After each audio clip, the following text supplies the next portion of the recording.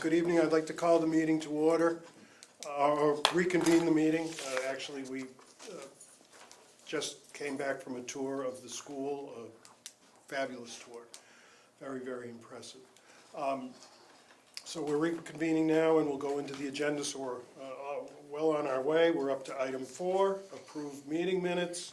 So we received in our packets the minutes from May 25th. Unless there are questions, comments, amendments, or edits, we'd entertain a motion to approve. So moved. We have a motion. Do we have a second? Second. We have a motion and a second. Seeing no further discussion, all those in favor? Aye. Opposed? So voted. Moving on to item 5, project financial documentation review. And we have a contract amendment, and I'd ask PMA, Walter, or others to kindly report on that. Not a problem. The amendment before you tonight is for the moving services for the new Beal school. What that entails is all of the staff, faculty, and teachers that will be coming to the new Beal from the existing schools, including Old Beal. That scope has more or less been underway and in process for the last few months. Deb from PMA, Kevin from PMA have been working very closely with Keith, Pat, Chris on a weekly basis. We've got the proposal from Diamond Relocation. They provided boxes. I would say most of the stuff is packed up. We've had a lot of coordination meetings, and I believe the amendment for you is a not to exceed value of around $35,000, if I'm not mistaken. We have, 1 second, I just want to make sure we,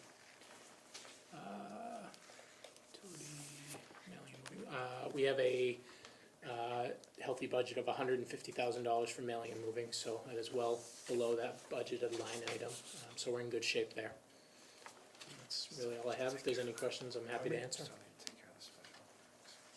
Okay. Any questions or comments from members of the committee? I'll just say that we're about 95% packed up at the other schools and about ready to go, so. Yep. It's been a nice process. Absolutely. Okay, could we have a motion then to approve Amendment 4 in the amount of $35,236?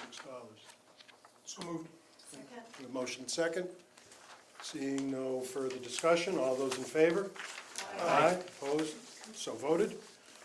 Item B under item 5 is review and act on bill schedules and warrants. We have a extensive list in front of us. Unless there are questions or comments, would someone kindly make a motion to approve? So moved. We have a motion, we have a second. Seeing no further discussion, all those in favor? Aye. Opposed? So voted. Okay, item 6 is to hear reports and on various matters. So first we'll hear from Owner's Project Manager, PMA. Absolutely. Deb could not be with us tonight, so I have the honor of going through the budget summary that she runs through on a monthly basis with everyone. Total project budget, as approved at the PFA bid amendment, was the $92,002,159. To date, we have invoices and costs through May of 2021 at $69,691,543. One item that we'd like to note is the overall project budget for FF&E IT combined is the $1.896 million. Remaining budget after all of the executed POs through 6/18 is $131,206. So we are right on budget with the FF&E and IT. The only other item to note is propay reimbursements to date. Total propay submitted to date is the $63,402,128. And propay reimbursement payments to date are $24,655,124. I believe that was about $3 less than what we had anticipated, so we're pretty good there. And then I don't think there's really anything else to note on the budgets at this point. I think Sean and Frank will talk about construction at that point. So if there's any questions on the project financials and the budget update, I'm happy to take them. Any questions? Mr. Chairman, if I can just note, at the beginning of the project, we ended up borrowing about 92% of what we thought we would need for the construction budget. And given the oversight by the committee and the leadership of the design and OPM team, we haven't had to borrow again. So we're still in a really solid position. Everyone can see the bottom line, budget remaining of about $6 million. Still have some project to get through, of course, but most of the contracts are let and, you know, drawn down upon, and it's just amazing to have about $6 million in the bank and do this far along in the construction, so. We'll keep you posted if we need a short borrowing, because we will get to the point where the MSBA will stop reimbursing, and We were just talking about that, and I'm not positive that we are going to hit that agreed upon 95% amount, so their 95% amount where they would stop borrowing would be, apologize, I had it up right here. Would be about the 32 million, and we're only at 24. I think we're gonna be well under that. So we have some, basically what that means is the grant won't be maxed out, but that means that the direct savings would be from the town not spending that money. So you have to spend it to get the money back, so not spending it saves even more money. That's the better way to look at it. So really, really good shape at this point in time. Well, that's excellent. I mean, as the member of the newest member of the committee, I compliment you all on the great work that the committee and the construction team, design team did, and particularly after just coming off of that tour, to be in that financial position after seeing how the building looks, it's excellent, fabulous work. Anything else, Walter? I'm sorry. Nope, I'm good. Okay, so moving on to a report from the architect, Sean. Good evening. As you all saw the site, I don't really need to report too much on that, but for those viewers listening online, the project, as you can see, we're getting through a lot of, the furniture is being delivered this month. Furniture should be completed by the end of the month. Following that, the services for moving all the existing teachers and students' activities and boxes and other collateral materials they have will follow that in the month of July. As you know, we revised the substantial completion date to be July 23rd. We're trending right on target with that. To update you on the Peter Reynolds mural, because we were given an update the last time, all the artwork is in from the artist. It has all been processed by Lamero Pagano to be laid up for the panels that it need to be laid up on. Those images have been provided to the manufacturer that prints the laminate, and all work orders have been placed in order for Fontaine and their subcontractors to purchase that laminate at this time.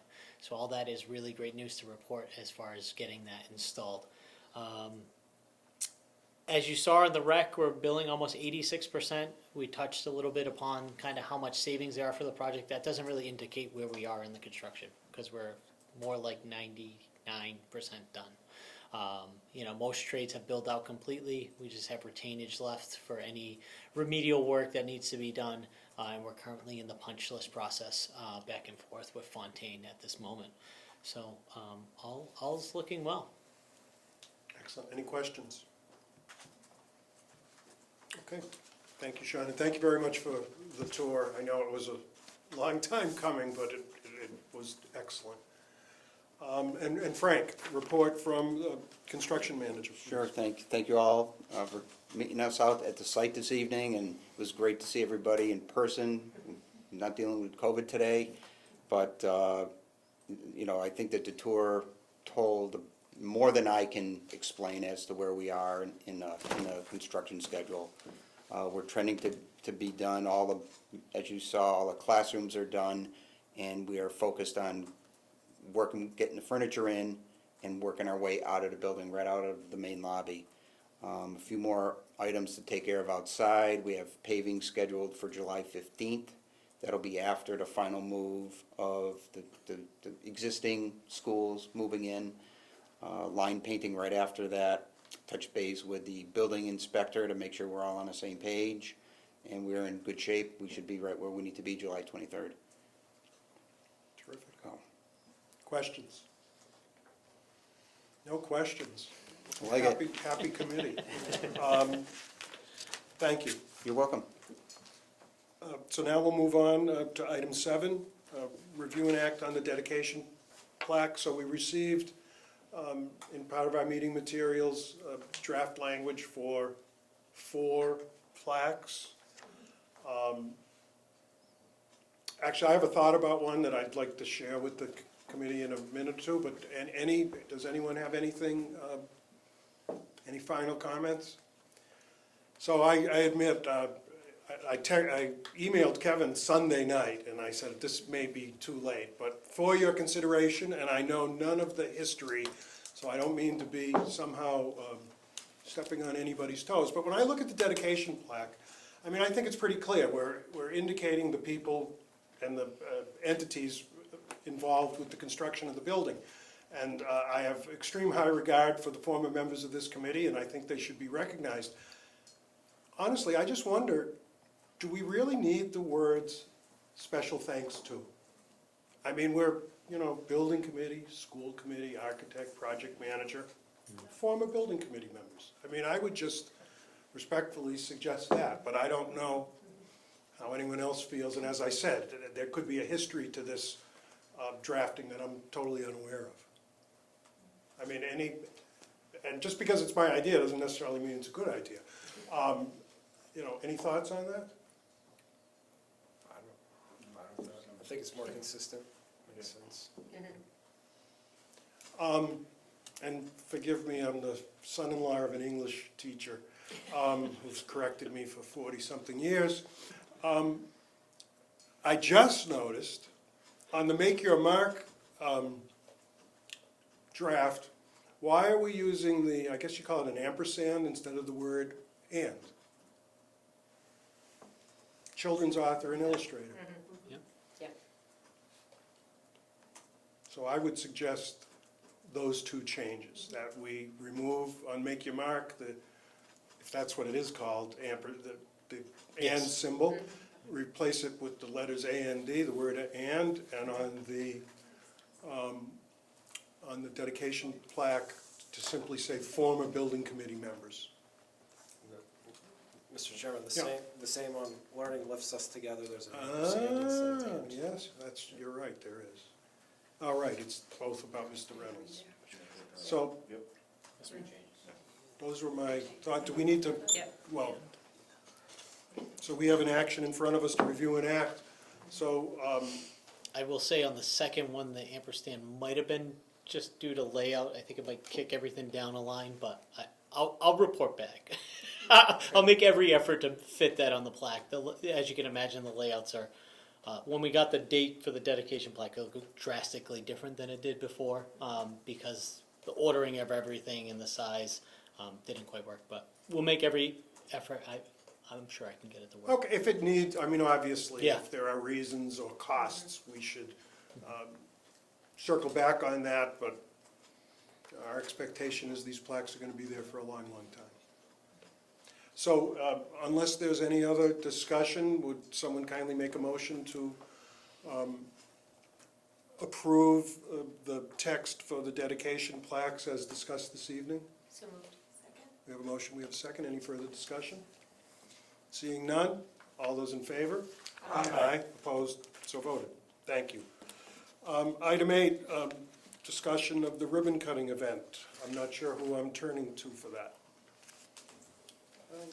I can start, and Dr. Sawyer, if he has anything to add. I just wanted to, I guess, advise the public and remind the committee that we are looking to have a ceremony on September 24th at 9:30, obviously at 214 Lake Street at the new school, and that'll be led very similar to Sherwood, I believe, in that successful event. So, Dr. Sawyer? Sure, yeah, I think that this particular, in terms of ribbon cutting, I guess I would describe it as and of course, going along with the plaque, that that would be the formal dedication of the building. That will be when school is in session with our students, which we did with Sherwood, which was very successful. I think people appreciated. Because school will be in session, it will be an invitation event. But certainly, we were able to run that date by the Board of Selectmen and the school committee, the officials at the MSBA. Mr. Reynolds will be available as well as our partners from BMA and Fontaine and LPA. So we'll work, certainly Mr. Girardi and his team work with the district team to make sure that those invitations get out, and we'll put a program together and make sure that we appropriately recognize and dedicate the building.